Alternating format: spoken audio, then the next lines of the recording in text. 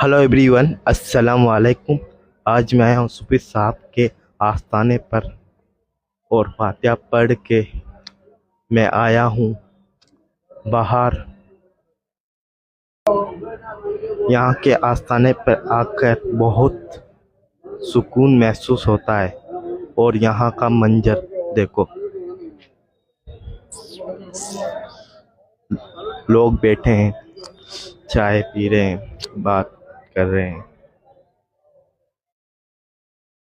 और जो मुझे जानते हैं उनसे मुलाकात भी हुई मेरी। और यहाँ का माहौल बहुत ही अच्छा है। ये देखो यहाँ का माहौल। अब मैं जा रहा हूँ घर। मिलते हैं अगले ब्लॉग में।